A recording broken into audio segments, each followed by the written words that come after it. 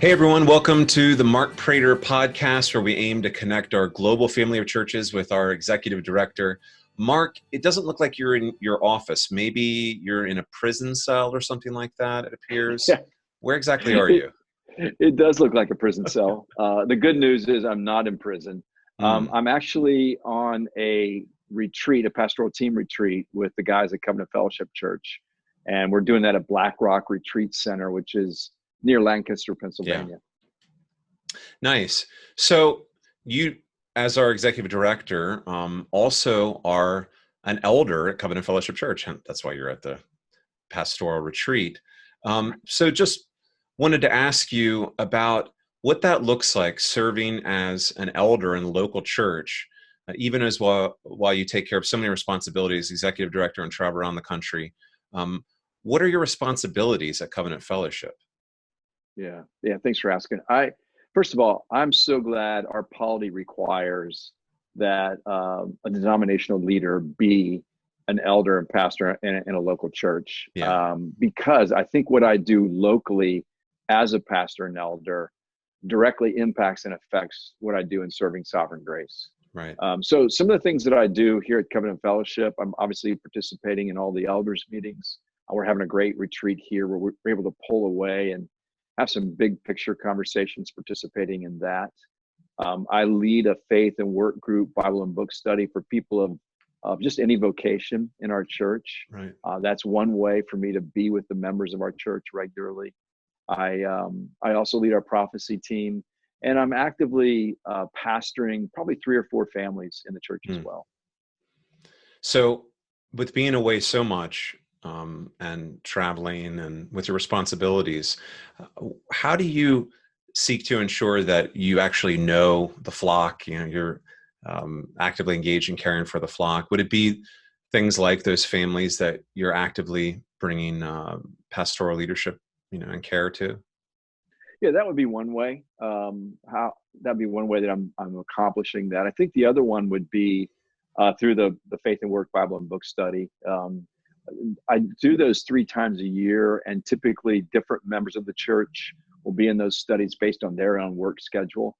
So over the course of the last 5 years that I've done them, we've probably had 35 to 40 different members in the Bible study.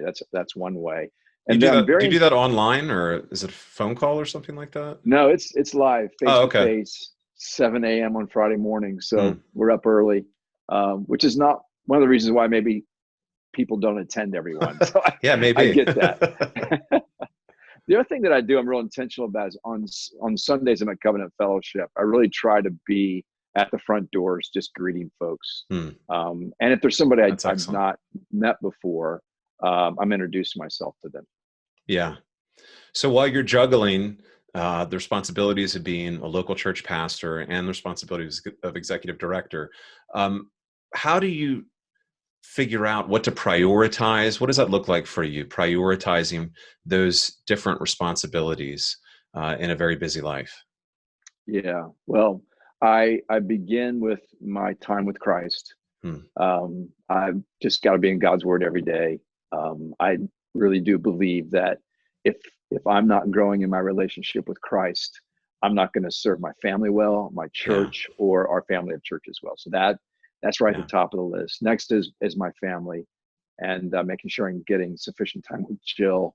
And we're empty nesters, so to speak, and we're talking about how to influence our grandkids, just trying to get time with my grandchildren as Yeah. well as our adult children. And then next is really, what are my pastoral responsibilities at Covenant Fellowship? And I tend to try to get a rhythm in my schedule, Hmm. where I'm making sure I'm giving time to Covenant Fellowship throughout a given week.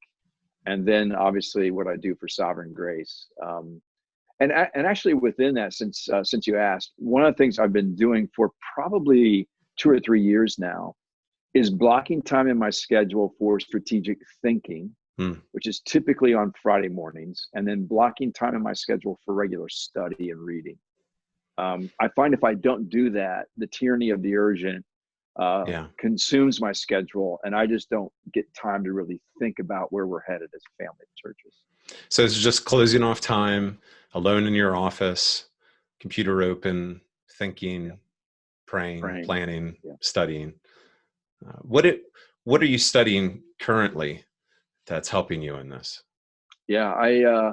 Well, I just finished a book called Gender Ideology by Mm. Sharon James. I'd highly recommend that book. We could do a podcast on that, actually. Let's do that. Just yeah, great.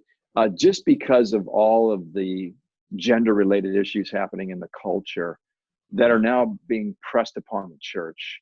So we can talk about that in a different podcast. I'm also reading a book on parenting by Sam Crabtree that just came out, Mm. that actually Jared recommended, because I think it's an area that we want to remain strong in as a family of churches, especially as we apply the gospel to parenting, is specifically what I mean by Yeah. that. So I'm just trying to keep myself sharp there. So that's Mm. another thing I'm studying right now. It's excellent. Sam Crabtree's book on practicing affirmation is essential in my Yes, view. I've it's handed very out good. many copies of that. So, Yeah, well, it's a Mark, great book. thanks for taking a little time to share about your schedule and how you prioritize your responsibilities. And for everyone watching, thanks for watching, and we'll be back here soon on this podcast. Thank you for watching.